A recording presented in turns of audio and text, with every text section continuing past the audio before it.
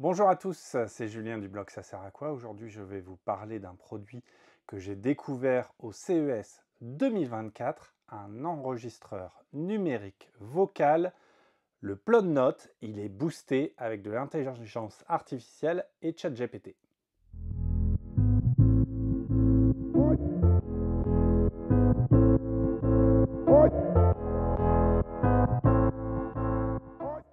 Voilà, donc pendant le CES, sur leur stand, j'ai pu pas mal discuter avec la société Plod. Ils m'ont proposé de tester le produit, donc ils me l'ont envoyé gratuitement. Je ne suis pas payé pour ça, je suis bien trop petit pour être payé pour une vidéo. On m'a rien demandé aussi de particulier à dire sur le produit. Moi, j'ai eu pas mal de questions, on va le voir un peu plus tard. Donc, ce produit, je l'ai reçu, ça fait maintenant quasiment un mois. Si vous me suivez sur les réseaux sociaux, j'ai pu mettre une photo. Pas mal ont réagi justement, pas mal d'amis et collègues ont réagi en se demandant ce que c'était, puisque justement, ça peut aider très fortement d'un point de vue professionnel. Alors, qu'est-ce qu'on a au déballage de ce PlodNote? La boîte est assez simple, hein, de toute façon. Quand on déballe, automatiquement, on passe sur notre petit PlodNote, donc l'appareil qui vient ici enregistrer la voix. Comme vous pouvez voir, c'est quelque chose qui est très petit, format carte de crédit d'une épaisseur de 3 mm. Ensuite, à l'ouverture, on va aussi avoir une petite pochette de rangement MagSafe. Donc MagSafe, les aimants pour iPhone, où on va pouvoir ranger ici le PlodNote et l'attacher au dos d'un téléphone. À l'intérieur, toujours, on aura le câble de recharge. Malheureusement, c'est un câble propriétaire, donc il faudra faire attention à ne pas le perdre. De base, en USB-A, qui est fourni avec un adaptateur USB-C. Et le chargement se fait de façon magnétique. Oups, je vais y arriver à l'envers. Voilà. Ici. Donc, même avec la pochette, on peut encore charger le PlodNote.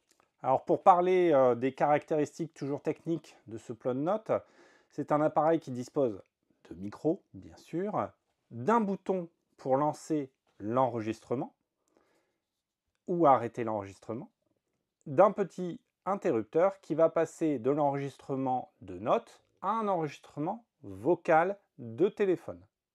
Alors sur un si petit appareil, on pourrait se dire l'autonomie n'est pas terrible, et pourtant elle est quand même donnée pour 60 jours en veille et 30 heures d'enregistrement. En termes de capacité de stockage, puisqu'on enregistre directement sur ce petit appareil, on a une capacité de 64 gigaoctets, donc c'est 480 heures d'enregistrement. Alors vous allez me dire pourquoi investir dans un appareil comme ça pour enregistrer sa voix, des notes ou des appels téléphoniques.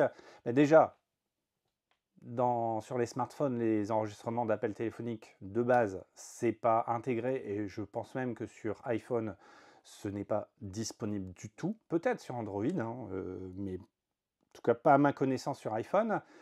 On bénéficie ici de très bons micros, ok, du stockage directement interne, ce qui fait qu'on ne va pas venir polluer le stockage de son iPhone, de son smartphone, pardon, avec les enregistrements vocaux. On va pouvoir directement stocker ça toute la journée, s'enregistrer, prendre des notes et ensuite déverser une seule fois. Alors justement, pour déverser, retélécharger toutes les notes, on va lancer l'application. Je vais le faire ici avec vous, avec mon téléphone. Et on peut voir que, mais ici, on a le petit appareil qui peut être connecté. Donc là, je suis connecté, je vois les différentes options pour le micro, etc., les témoins d'enregistrement.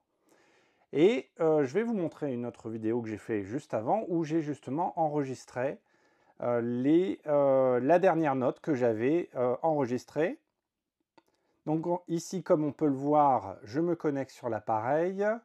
La connexion se fait automatiquement en Bluetooth. On va récupérer l'audio afin que l'appareil puisse faire la transcription. Si on souhaite, surtout sur des gros enregistrements de plusieurs minutes voire heures, il vaut mieux passer par le Wi-Fi qui est peut-être intégré. Donc c'est-à-dire que le Plodnote va ici émettre un petit Wi-Fi, on va se connecter, on va récupérer beaucoup plus rapidement un mémo ou alors plusieurs mémos, hein, tous les mémos de la journée. Donc après le téléchargement, on va ici tout simplement préciser si la note est en français, donc la langue de la note, le type de note qui va aider aussi sûrement le prompt de ChatGPT à interpréter le résumé. Donc la transcription est envoyée. Alors la transcription ne se fait pas en local, elle ne se fait pas sur le téléphone, elle se fait dans le cloud. Donc on reparlera de fonctionnalités et notamment de l'abonnement qui est nécessaire à l'utilisation de ce petit appareil. Donc la transcription qui est réalisée et ensuite le résumé et le mind map se lancent automatiquement. Donc rien de plus simple en termes d'utilisation là-dessus. En termes de qualité, alors la transcription audio est quasi parfaite. Cela dépendra forcément du contexte d'utilisation. Moi, je l'ai utilisé dans un contexte professionnel. Forcément, dans le monde professionnel, on va utiliser des acronymes, des abréviations, des mots spécifiques qui ne sont pas forcément toujours reconnus. Eh bien, j'ai été plutôt épaté de la retranscription, notamment des acronymes. Alors, je ne peux pas malheureusement vous montrer, puisque comme c'est dans un milieu professionnel, ça reste confidentiel, surtout en ce moment, moi je interviens dans le monde bancaire, donc j'ai utilisé cet appareil pour enregistrer les réunions et en faire des notes de réunion. Donc tout ce qui était acronyme l'a plutôt bien reconnu. Malheureusement, certains mots, non. Alors c'est dommage, on devrait pouvoir, et ça c'est pas une fonctionnalité qui existe, on devrait pouvoir reprendre la transcription, corriger la transcription pour justement avoir ensuite des résumés peut-être sans erreur. Donc après la transcription, on a, comme je l'ai dit, le résumé. Donc le résumé, c'est tout simplement ChatGPT qui va faire un résumé de la transcription. Et là, c'est clairement bluffant. Bluffant puisque de la transcription de la conversation, il va en tirer les différents sujets de discussion, il va en tirer les plans d'action et les actions à faire. Donc encore une fois, d'un point de vue professionnel, c'est juste bluffant d'efficacité. La dernière fois, sur une très grosse réunion d'1 h 30, le résumé a été très correct. Justement, mes collègues qui savaient que j'enregistrais, puisqu'il faut prévenir quand même, que j'enregistrais avec cet appareil, m'ont demandé le résumé brut de ChatGPT. Bien sûr, puisque je n'ai pas envoyé le résumé de la réunion directement sortant de ChatGPT, je l'ai retravaillé, mais ça m'a déjà fait gagner énormément de temps. Alors, tous mes collègues ont été plutôt agréablement surpris de ce résumé qui était vraiment de très bonne qualité.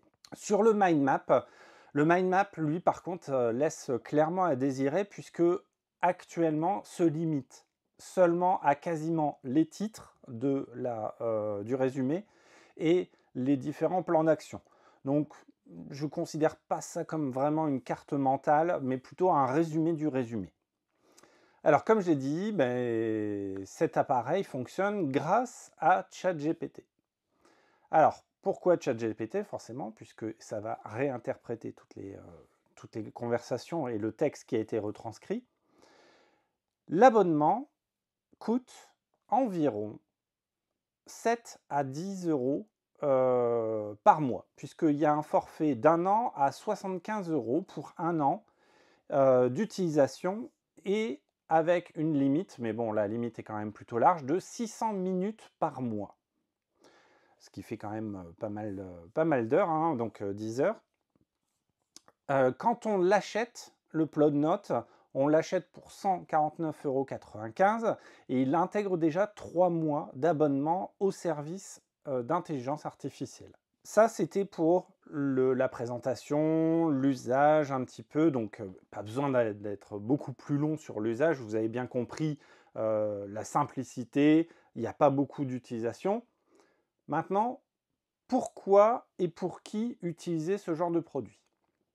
Alors déjà, pourquoi? Parce que forcément, on a par moment besoin d'enregistrer des notes, des mémos vocaux, assez rapidement, prendre toute une réunion. Et ça, c'est des outils qui arrivent sur le marché de plus en plus, intégrés. Alors, je parle pour ceux qui utilisent des Teams, donc de chez Microsoft. La suite Microsoft va arriver avec Copilot, donc ce sera le chat GPT intégré pour justement faire les notes de réunion. Donc ça, c'est vraiment quelque chose qui va arriver de plus en plus. La prise de réunion, la prise de notes, que ce soit pour un étudiant, les étudiants qui vont pouvoir enregistrer et faire des résumés des cours, je trouve ça assez fou. Pour des médecins, encore une fois, je me souviens encore d'avoir vu mon parrain qui enregistrait sur des mémos vocaux tout le temps, tout le temps, tout le temps. Et voilà, donc je pense que la qualité audio de l'appareil va permettre vraiment de supplanter la qualité peut-être audio d'un smartphone. Alors, les iPhones ont forcément des micros très bonne qualité, mais est-ce que aussi bon pour enregistrer de la conversation comme ça? Je ne sais pas. Alors pourquoi aussi un appareil en plus alors que le smartphone peut quand même faire dictaphone sans problème, hein, il y a la fonctionnalité dictaphone sur tous les smartphones. Encore une fois, c'est la simplicité d'utilisation. J'ai mon appareil, au dos de mon smartphone, j'ai besoin d'enregistrer une conversation, j'appuie sur le bouton tout simplement. J'ai besoin d'enregistrer une conversation téléphonique, je vais venir switcher le petit interrupteur, j'appuie sur le bouton. Encore une fois, c'est totalement transparent pour tout le monde, donc la personne aussi qui est enregistrée. Encore une fois, il vaut mieux le prévenir. Et on n'est pas importuné aussi sur une manipulation à faire sur l'écran ou alors des notifications qui pourraient arriver, etc. Donc voilà, simplicité d'utilisation là-dessus. Autre point que moi j'ai soulevé auprès du fabricant Plod, la société Plod, c'est quid de la protection des données? Puisque forcément, là, on enregistre des données personnelles, de la voix. D'un point de vue RGPD, pour les professionnels de l'informatique, vous avez peut-être déjà entendu le règlement de la protection des données personnelles. La voix est une donnée personnelle puisque ça identifie potentiellement une personne. Et la transcription, toutes les informations qu'on pourra enregistrer en réunion, par exemple, sont confidentielles. Alors, donc la réponse que j'ai eue de la société, c'est que déjà, c'est une société qui est portée par des Américains.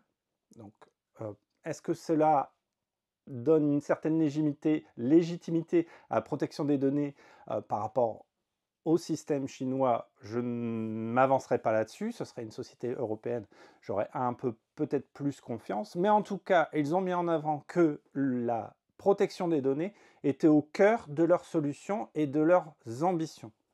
Que tout était crypté, donc accessible, non accessible depuis l'extérieur, et que au niveau de la protection des données, il se basait sur le standard global aux États-Unis. Alors attention, encore une fois, le standard global aux États-Unis n'est pas le même et plus laxiste, moins dur que le règlement de la protection des données personnelles européen, la RGPD, en Europe. Donc, avoir et au risque que vous souhaitez avoir sur l'utilisation des données personnelles là-dessus. Ça, c'est important. Je tiens à le préciser. C'est pour moi un des points qui était le plus en questionnement sur une utilisation professionnelle. Pour l'instant, on va dire que je vais assez limiter cette utilisation en termes professionnels, surtout chez mes clients, hein, puisqu'ils doivent aussi donner leur accord là-dessus. L'enregistrement de personnes doit être sous accord, hein, bien sûr. Donc voilà, c'est un super produit. Le résultat est vraiment super. Comme je peux vous montrer ici sur la conversation téléphonique. Alors, encore une fois, je ne vous montre pas des conversations professionnelles. Je vais vous montrer une conversation à titre privé que j'ai eue avec ma petite sœur comme vous pouvez voir, sur conversation d'anniversaire, etc. Et donc, encore une fois, c'était un enregistrement de conversation téléphonique. La captation de l'audio est très bonne, que ce soit mon audio ou bien sûr en Bluetooth pour l'audio de ma sœur. La transcription aussi. Ce qui a été assez marrant, c'est que j'étais en balade avec mon chien s'est sauvé et effectivement, dans la conversation, on voit bien que l'animal a été perdu à un moment donné. Je ne me souviens plus des termes, je ne regarde pas mon téléphone à ce moment-là, mais vous voyez ici à l'écran toute la transcription et le mind map, ce qui est assez drôle. Voilà, ça c'était pour vous montrer. Je vous montre aussi d'autres captures d'écran vidéo de ce que peut fournir l'application de base, donc les exemples qu'il y a eu, ce que moi j'ai pu enregistrer aussi les premières secondes dès le début. Mais voilà, donc encore une fois sur une utilisation perso ou pro, le rendu, la qualité est vraiment au top. Encore une fois sur l'utilisation professionnelle, attention aux données qui seront fournies à Plod et à ChatGPT. Je ne sais pas, ils n'ont pas précisé si c'était un tenant, donc une version de ChatGPT privée qui permettrait de ne pas alimenter ChatGPT pour son modèle de LLM. Voilà. Donc, est-ce que c'est un produit que je recommande? Super. C'est un très bon produit. Encore une fois, je vous ai déjà parlé des inconvénients de ce genre de produit-là, mais moi, c'est un produit que j'ai adoré utiliser, que je pense continuer à utiliser pour pas mal de mes prises de notes, encore une fois, dans un cadre bien réglementé. Voilà, c'était Julien. J'espère que la présentation de ce petit produit, le Plod Note, vous aura plu. Et n'hésitez pas à me passer toutes les questions en commentaire. Je me ferai une joie de vous y répondre. À bientôt!